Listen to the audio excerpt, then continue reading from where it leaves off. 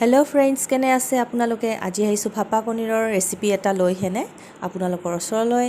এয়া কণীত অকণমান নিমখ দি কণীখিনি ভালকৈ মই ফেটি লৈছোঁ, যাতে কণীখিনি ভালকৈ মিক্স হৈ যায়। এতিয়া ল'ম এটা ধুনীয়াকৈ টিফিন, আপোনালোকে বাতি এটা ল'ব পাৰে ষ্টীলৰ। ইয়াতে মই অকণমান তেল লগাই লৈছোঁ কাষেৰে, আৰু ইয়াতে যিখিনি কণী আছিল সেইখিনি ঢালি দিম। এতিয়া ভালকৈ ঢাকনিখন লগাই দিম, বহুত টাইটকৈ নলগাওঁ, নহ'লে উলিয়াবলৈ দিগদাৰী হ'ব। ঢাকনিখন লগাই এতিয়া এই টিফিনটো মই গৰম পানীত দি দিছোঁ। পানীখিনি অলৰেডি মই উতলাই লৈ লৈছিলোঁ। এতিয়া টিফিনটো ইয়াত দি হেনে ঢাকনিখন লগাই দিলোঁ, যাতে কণীখিনি ভালকৈ সিদ্ধ হৈ লয়। এতিয়া গেছটো মই মিডিয়াম ফ্লেমত দিছোঁ।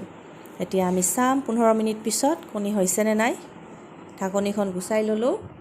এতিয়া চাম কণীটো বহুত ধুনীয়াকৈ হৈ গৈছে, সিদ্ধ হৈছে, আৰু দেখিবলৈ একদম কেকৰ দৰে হৈছে। এতিয়া কণীটো আমি ধুনীয়াকৈ চাইডে চাইডে কাটি উলিয়াই ল'ম, আৰু টুকুৰা টুকুৰকৈ কাটিম একদম পনীৰৰ দৰে। এয়া আমাৰ ৰেডি হৈ গ'ল কণীখিনি। এতিয়া মই ল'ম ভাজি। ইয়াতে হালধি আৰু নিমখ অকণমানো দিছোঁ, আপোনালোকে ইচ্ছা কৰিলে নিদিবও পাৰে।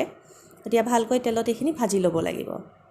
এইখিনি ভজা হৈ গ'ল, একদম পনীৰৰ দৰে হৈ গৈছে। এতিয়া লৈছোঁ এজ ইউজুৱেল আমি যিখিনি মছলা লওঁ, পিঁয়াজ, হালধি, নহৰু আৰু তেজপাত আৰু জিৰা, গোটেইখিনি বটি মই ভালকৈ লৈছোঁ, আৰু এয়া কেৰাহীত দি গৰম তেলত ভাজি আছোঁ। এয়া সৰু সৰুকৈ কাটি লোৱা আলু, এয়াও দিছোঁ তেলখিনিত। এয়া কণ বিলাহী আৰু জলকীয়া দুটা কাটি হেনে ইয়াতেও দিছোঁ কেৰাহীত, যাতে এইখিনি গোটেইখিনি ভালকৈ মিক্স কৰি ল'ব পাৰোঁ, ভাজি ল'ব পাৰোঁ। এয়া মই অকণমান লৰাই দিছোঁ।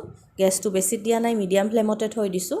এই ৰেচিপি আপোনালোকে বনাই চাব পাৰে, খুবেই টেষ্টি হয়। এয়া দিছোঁ হালধি অকণমান আৰু অকণমান নিমখ। যিহেতু নিমখ মই কণীখিনিত দিছিলোঁৱে, সেয়েহে ইয়াত অকণমান নিমখ দিছোঁ, বেছিকৈ দিয়া নাই। এতিয়া এইখিনি ভজা হৈছে, আৰু ইয়াত দিম পানী, আৰু দিম অকণমান সিদ্ধ হ'বলৈ, যাতে আলুখিনি ভালকৈ সিদ্ধ হৈ লয় আৰু মছলাখিনিও মিক্স হৈ লয়। ইয়াত ঢাকনিখন গুচাই চালোঁ, এতিয়া এইখিনি ধুনীয়াকৈ হৈছে, ধুনীয়া এটি ৰঙো উঠিছে। এতিয়া দিছোঁ ইয়াত অকণমান চেনি, যিহেতু মই চেনি দিওঁৱে আপোনালোকে জানে। এয়া ভালকৈ ভাজি লৈছোঁ।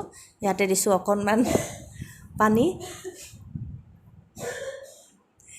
এতিয়া দিছোঁ কিচমিচ অকণমান, আৰু ভালকৈ লৰাই লৈছোঁ, আৰু ইয়াতে ভাজি লোৱা কণীকেইটুকুৰ দি দিছোঁ।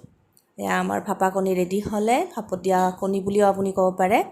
একদম পনীৰৰ দৰে হৈছে দেখিবলৈ। আপোনালোকে গৰম গৰম ৰুটিৰ লগত এয়া খাব পাৰে, খুবেই টেষ্টি হয়। And thank you so' much for ৱাচিং মাই ভিডিঅ'জ। Bye bye.